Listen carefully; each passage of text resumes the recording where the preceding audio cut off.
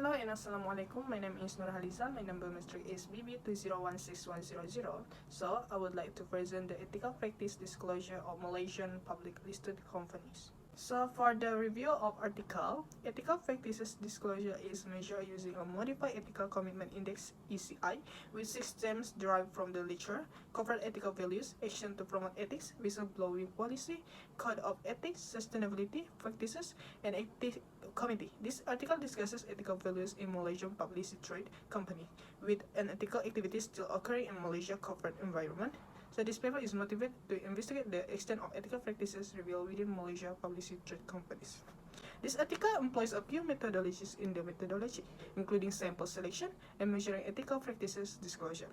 Sampling is a statistical analysis technique in which a predetermined number of observations are drawn from a larger population. This study investigates the declaration of ethical practices by 223 public firms on the main board of Bursa Malaysia over a 5-year period, totaling 1,115 years of observation.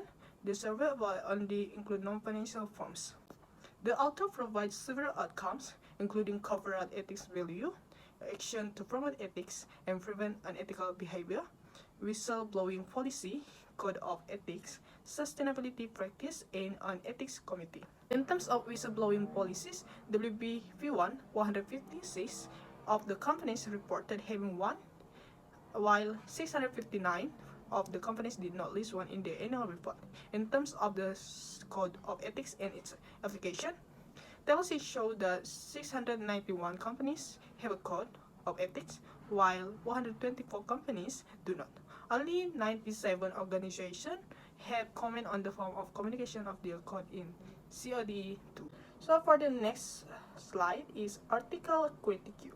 The sample size, which I believe should be criticized, is derived from the methodology and results. I believe the author's methodology is sound, but the sample size is insufficient. In terms of sample size, this paper finds only 223 companies listed in 2016 to reflect Malaysian companies' ethical commitment. On such a small scale, there is possibility of bias, which could influence the outcome of the analysis. Move to the next slide for the conclusion.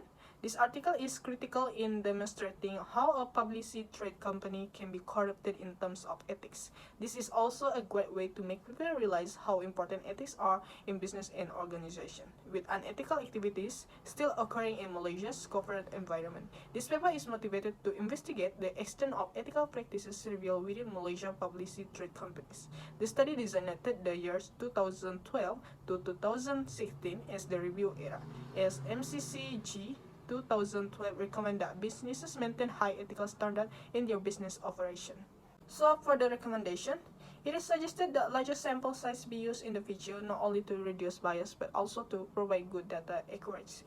The second limitation is the data collection method, as the study only uses content analysis with hand-collected information from annual reports. Future research could investigate the ethical value of communication of other businesses, such as media, websites, or news. In addition, fostering an environment of ethical behavior and decision-making takes time and effort, and it always begins at the top.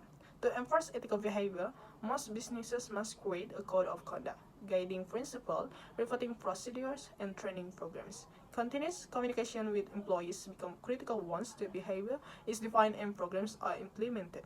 Leaders should constantly encourage employees to report suspicious behavior and provide assurance that whistleblowers will not face retaliation.